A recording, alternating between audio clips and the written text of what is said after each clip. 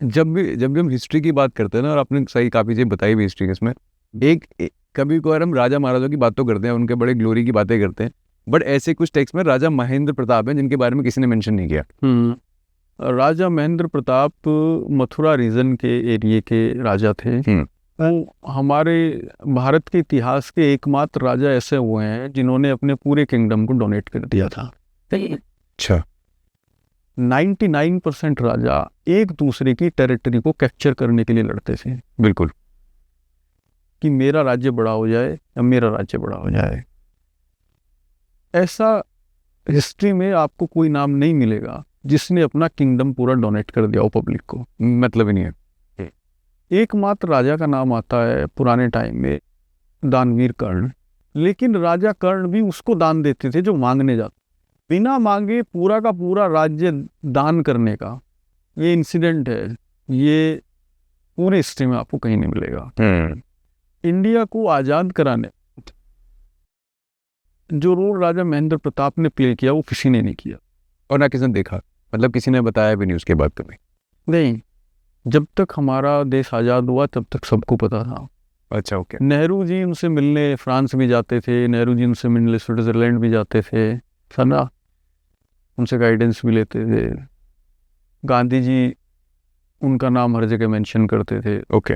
गांधी जी ने जब उनकी एक प्रतिमा का अनावरण मथुरा में हो रहा था तो गांधी जी ने पब्लिक प्लेटफॉर्म पे बोला था कि आप लोग मुझे बड़ा मानते हैं लेकिन ये मुझसे भी बड़े हैं। जब अभी आप वो पूछे थे transfer of power agreement, democracy और वो सब, आफ्टर इंडिपेंडेंस जब वो हिंदुस्तान में लौटते हैं 1946 में, जब भारत आज़ाद हो रहा होता है, क्योंकि ब्रिटिशर्स ने उनकी एंट्री को बैन किया हुआ। करेक्ट। तो जब वो भारत लौटते हैं तो वो जो पूरा ब्रिटिशर्स का माउंटबेटन और नेहरू जी के बीच में जो चीज़ें चल रही थी उस चीज़ को अपोज कर कि it's not a complete freedom. वो कॉमनवेल्थ गेम में जाने का विरोध कर कि जो कॉमनवेल्थ कंट्रीज हैं जिसके आज ये कॉमनवेल्थ गेम्स कराए जाते हैं, तो जो कॉमनवेल्थ कंट्रीज हैं वो उसमें शामिल होने से मना कर। अभी आप सेक्शन 8 अगर पढ़ेंगे इंडियन इंडिपेंडेंस एक्ट का तो आपको पता चलेगा शायद कि वो क्यों अपोज करते थे उस। जैसा ट्रांसफर ऑफ पावर एग्रीमेंट को राजा साहब ने अपोज किया, वो डॉक्यूमेंट इंडियन आर्काइव्स पे तो अवेलेबल नहीं है, ब्रिटिश आर्काइव पे उसके कुछ टूटे फूटे कोई एक आध पेज मिलता है, समझा। हमारी गवर्नमेंट जो कहती है ऐसा कोई डॉक्यूमेंट एग्जिस्ट ही नहीं करता। But there was a treaty in between the Nehru ji and Mountbatten कि जिसमें उन्होंने बहुत सारी टर्म्स को एग्रीड किया था। उसके लिए आपको बुक्स पढ़नी पड़ेगी क्योंकि मैं अगर बताऊंगा तो उस पर नेसेसरी कंट्रोवर्सी हो जाएगी, है ना। I know. तो उसके बाद में जब भारत के पहले प्राइम मिनिस्टर डिसाइड होने का नंबर आया तो सरदार पटेल और नेहरू जी दो कंटेंडर थे, इन दोनों में से किसी एक को प्राइम मिनिस्टर बनना है। तो जिस दिन डेमोक्रेसी बनी उसी दिन डेमोक्रेसी खत्म हो गई।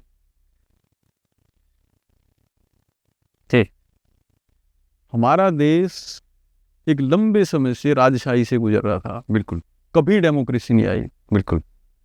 जिस दिन डेमोक्रेसी आई और पहले प्रधानमंत्री बनने थे, उस डेमोक्रेसी का जो पहला इलेक्शन था उसी में डेमोक्रेसी खत्म हो गई। आज बहुत सारे लोग पार्लियामेंट में चिल्लाते हैं डेमोक्रेसी डेमोक्रेसी, है ना। डेमोक्रेसी तो उसी दिन खत्म करनी थी। डेमोक्रेसी थी कहाँ, तो ऑटोक्रेसी थी। डेमोक्रेसी भी करेक्ट। तो राजा साहब ने उसको अपोज किया था। जब राजा साहब ने उसको अपोज किया तो वो नेहरू जी को शायद अच्छा नहीं लगा होगा उस टाइम पे जो भी चल रहे हैं, तो उन्होंने राजा साहब को अपोज करना शुरू कर दिया और उनको एक तरह से हिस्ट्री में से इरेज कर दिया, पूरी तरह से इरेज करने की कोशिश की। इरेज तो नहीं कर पाए क्योंकि वो लोगों के दिलों में जिंदा है। बिल्कुल। और आप किताब पढ़ेंगे तो आपको ये फील होगा कि शायद हिंदुस्तान में आज़ादी में सबका अपना अपना रोल था, लेकिन जो रोल उन्होंने प्ले किया वो शायद किसी किया।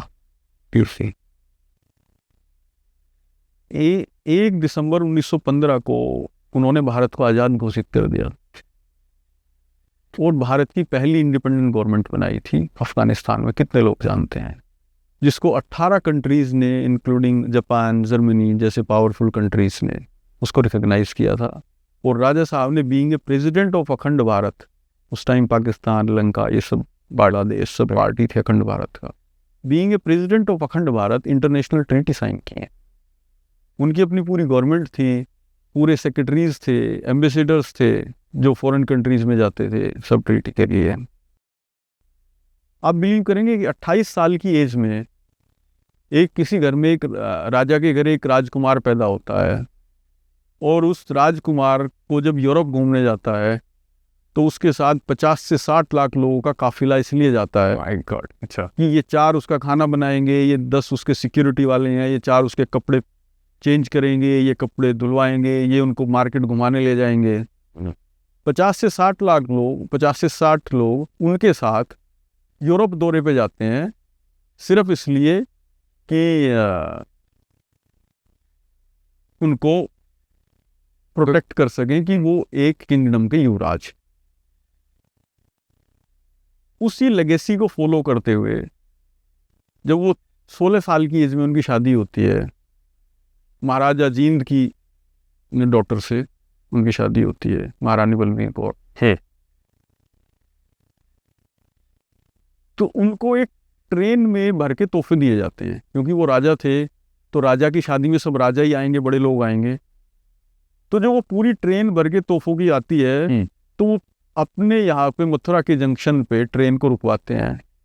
उनके पूरे राज्य के लोग उनके वेलकम में आते हैं क्योंकि उनके युवराज की शादी थी। उन्होंने पूरा का पूरा जितना भी डोनेशन था वो सारा का सारा वही पब्लिक में डोनेट कर देते हैं। कोई एक गोल्ड कॉइन भी वो अपने घर नहीं ले जाते। In the age of 16 year, आज के 16 साल के बच्चों को मोबाइल के अलावा दूसरे चीज कुछ आती नहीं होती, इस मोबाइल से अलावा भी कुछ है दुनिया, बिल्कुल, है ना। बिल्कुल। 28 साल की एज में वो अपनी पत्नी और 2 बच्चों को हमेशा के लिए छोड़ के देश से चले जाते हैं। ब्रिटिशर्स के अगेंस्ट वॉर डिक्लेयर कर देते हैं, ब्रिटिश एम्पायर के अगेंस्ट। और वो पहले ऐसे व्यक्ति थे अखंड भारत के जिन्होंने वर्ल्ड लेवल पे ब्रिटिश एम्पायर के अगेंस्ट वॉर डिक्लेयर की थी। 28 साल की एज में आजकल बच्चे डिप्रेशन में बिल्कुल या ये सोचते हैं कि मुझे अपनी लाइफ में क्या करना है। बिल्कुल। उस टाइम पे एक राजा अपना पूरा किंगडम डोनेट करके और अपने कंट्री को, ब्रिटिश रूल का मतलब उस टाइम पे था पूरे वर्ल्ड में ब्रिटिशर्स बैठेंगे, बैठे बिल्कुल, है ना। ये बात मैं आपको 1914 की बता रहा हूँ, 1914 फर्स्ट वर्ल्ड वॉर स्टार्ट हो चुका था। ब्रिटिशर्स ने उनको रोक दिया कि आप लंदन नहीं जाएंगे, उनका पासपोर्ट रिजेक्ट कर दिया गया। लेकिन क्योंकि वो राजा थे, इतने उनके रिलेशन थे, वो चले गए। वहाँ से वो ब्रिटिश एम्परर, जर्मन एम्परर से मिलते हैं, कैसर विलियम उनका वेलकम करता है और बोलता है राजा साहब आप ब्रिटिशर्स के अगेंस्ट वॉर लड़ें, जर्मन आपके साथ खड़ा हुआ है। और उनको 10,000 की जर्मन फौज वो देते हैं कि ये फौज हमारी तरफ से आपके साथ लड़ेगी। वहाँ से वो टर्की जाते हैं, टर्की के राजा कमाल पाशा से मिलते हैं। टर्की का राजा उनको अपनी फौज डिप्यूट करता है कि इतने हमारे फौजी आपके साथ लड़ेंगे, राजा साहब आप लड़िए। उसके बाद वो पर्शिया होते हुए ईरान से निकलते हैं। ईरान के राजा उनको बोलते हैं कि आप तो हमारे ईरान से लगा के और ये तिब्बत तक ये पूरा आर्यव्रत है और आप हमारे आर्यव्रत के पेशवा हैं। तो उनको उन्होंने टाइटल दिया आर्यन पेशवा, कि आप पूरे सिस्टम को लीड करिए, हम आपके साथ हैं। वहाँ से वो अफ़गानिस्तान पहुँचते हैं और अफ़गानिस्तान का बड़ा ही फेमस जगह थी, वहाँ पे महल था बाग बाबर, उसमें उनको रुकाया जाता है। और वहाँ के जो राजा थे हिदायतुल्लाह, उनके साथ उनके सहयोग से वो भारत को, अखंड भारत को आज़ाद घोषित कर देते हैं राजा साहब 1 दिसंबर 1915। तो ये काफ़ी चीज़ें मतलब रिकॉर्ड पे अब। और आप उनकी खूबसूरती देखिए, लेनिन से जब वो मिलते हैं तो लेनिन उनको देख के अपनी चेयर से खड़े हो जाते हैं और उनको बैठने के लिए वो एक बड़ी चेयर ऑफर करते हैं कि आप राजा साहब इस पर बैठिए। तो वो उस पर बैठने से मना कर देते हैं और जो साथ में एक दूसरी स्टूल पड़ा होता है उस पर बैठ जाते हैं। तो लेनिन वॉज सरप्राइज और उन्होंने दूसरा स्टूल खींच के उस पर राजा साहब के साथ बैठते हैं और पूछते हैं कि राजा साहब आपने इस पर बैठने से मना क्यों किया। बोले लेनिन साहब अगर मुझे इस पर बैठने की इतनी इच्छा होती तो मैं इसको छोड़ के अपने देश में नहीं आता। लेनिन उनसे इतना इम्प्रेस होता है कि उनको अपने रशिया के एम्बेसडर की फैसिलिटी उनको दे देते हैं। ओके। कि जो एक एम्बेसडर की फैसिलिटी होती है वो सारी आपको हमारे कंट्री में, क्योंकि उनके पास पासपोर्ट तो था नहीं। हाँ। जो इंडियन पासपोर्ट था वो तो ब्रिटिशर्स ने रिजेक्ट कर दिया था और उनके अगेंस्ट उनको वॉर क्रिमिनल डिक्लेयर कर दिया था ब्रिटिशर्स ने। एकमात्र हिंदुस्तानी थे राजा महेंद्र प्रताप जिनकी पर डे ब्रिटिश आईबी द्वारा रिपोर्ट की जाती थी ब्रिटिश क्राउन को कि आज उनकी लोकेशन कहाँ है और वो क्या कर रहे हैं, क्योंकि उन्होंने वर्ल्ड लेवल पे सबको यूनाइट कर दिया था ब्रिटिश एम्पायर के अगेंस्ट। वो अमेरिका जाते थे, जापान जाते थे, जर्मन जाते थे, चाइना जाते थे, टर्की जाते थे, फ्रांस जाते थे, स्विट्जरलैंड जाते थे। हर एक कंट्री में उन्होंने घूम घूम के सबको यूनाइट किया ब्रिटिश एम्पायर के अगेंस्ट। और एक बड़ी फेमस बुक थी द ग्रेट गेम, उसके जो ऑथर थे उन्होंने राजा साहब पे बुक लिखी the king who bring down the British empire. एक ब्रिटिशर्स उनके ऊपर किताब लिख रहा है। तो मैं 1917 का एक मैं वाकया बताता हूँ आपको कि मिस्टर लिन चाइना के जस्टिस मिनिस्टर होते थे। तो ब्रिटिशर्स की चाइना की जो ट्रीटी थी उसके अकॉर्डिंग वो राजा साहब के अरेस्ट वारंट इशू कर देते हैं कि अगर वो चाइना में एंटर करते हैं तो उनको अरेस्ट कर लिया जाएगा। राजा साहब को सब वार्न करते हैं कि आप नहीं जाएंगे। राजा साहब चाइना में जाते हैं और वही जस्टिस मिनिस्टर राजा साहब का रात को अपने घर पे डिनर होस्ट करते हैं और जितने भी वहाँ के सेलिब्रिटी पॉलिटिशियन हैं वो सब उसमें शिरकत करते हैं। और next day as a chief guest राजा साहब चाइना की पार्लियामेंट को एड्रेस करते हैं। राजा साहब वॉज द फर्स्ट इंडियन जिसने चाइना की पार्लियामेंट को एड्रेस किया एज ए चीफ गेस्ट। तो आप उनकी फॉरेन डिप्लोमेसी देखो कि कितने कमाल की थी कि जिस कंट्री ने उन्हें बैन कर दिया, उनको बैन कर दिया, उनके अरेस्ट वारंट इशू कर दिए, वही कंट्री और वही जस्टिस मिनिस्टर अपने घर पे उनका डिनर होस्ट कर रहा है और उसी की कंट्री की पार्लियामेंट को वो एड्रेस कर रहे हैं। पर्शिया का हाईएस्ट अवार्ड यूरोपियन यूनियन जब ये होते थे the order of red eagle, वो एकमात्र इंडियन है जिनको मिला है थे राजा महेंद्र प्रताप। आज तक कितने लोग जानते। 1932 में स्वीडन ने उनको नोबेल पीस प्राइज के लिए नॉमिनेट किया। वो फर्स्ट इंडियन थे जिनको नोबेल पीस प्राइज के लिए नॉमिनेट किया गया। Due to the world war वो साल नहीं हो पाया, पीस प्राइज कैंसिल हो गया था। उसके बाद गांधी जी को 3-4 बार इंडियन गवर्नमेंट ने नॉमिनेट किया, बट पहले हिंदुस्तानी थे जिनको नोबेल पीस प्राइज के लिए नॉमिनेट किया गया। तो वो भी किसी बाहर के देश ने किया, हमारे देश ने कभी नहीं किया। He was the first Indian जिन्होंने, अमेरिका में नस्लीय दंगे होते थे ब्लैक एंड वाइट के, सो ब्लैक और वाइट के बीच में जो उनके ब्लैक्स के लीडर थे मिस्टर बोल्डन, उनसे सब डरते थे। राजा साहब उनकी टेरिटरी में जाते हैं, उनसे मिलते हैं और उनसे बोलते हैं कि आप इसी कंट्री के निवासी हो, कंट्री के डेवलपमेंट की बात करो, इसको डिस्ट्रॉय मत। और ब्लैक एंड वाइट का पहला सेटलमेंट राजा साहब करा। ओके, इंटरनेशनल लेवल कितने लोग जानते हैं।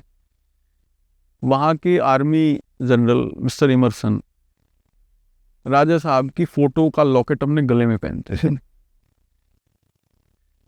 किसी फौज का अफसर किसी दूसरे कंट्री के आदमी की फोटो पहन के अपने लॉकेट में डाल के घूमता था। राजा साहब ने अलग अलग धर्मों की अच्छाई और कमी दोनों को डिस्कस किया। उन्होंने देखा कि ह्यूमैनिटी सबसे ऊपर है। तो आप ऐसे धर्म पंथ संप्रदाय का नाम लेके बिल्कुल ह्यूमैनिटी को खत्म नहीं कर सकते। बिल्कुल। तो उन्होंने कहा अगर आपको किसी को भी प्रॉब्लम है तो उन्होंने एक अपना अलग से धर्म चलाया, उसका नाम रखा उन्होंने रिलीजन ऑफ लव। और उस प्रेम धर्म को मानने वाले दुनिया में इतने लोग हो गए थे, इतने फॉलोअर थे उसके, कि 34 कंट्रीज में तो उनके प्रेम धर्म के अपने कार्यालय थे और इनके लैक्स ऑफ फॉलोअर थे राजा साहब। जैसे एक टाइम में ओशो के हो गए थे, बिल्कुल। ऐसे ही राजा साहब के फॉलोअर थे। और एट दैट टाइम कि जब कोई कम्युनिकेशन का सिस्टम नहीं था, अगर मुझे जापान में लेटर भी भेजना है तो पानी के जहाज से 2 महीने या 4 महीने बाद पहुंचता था, बिल्कुल, है ना।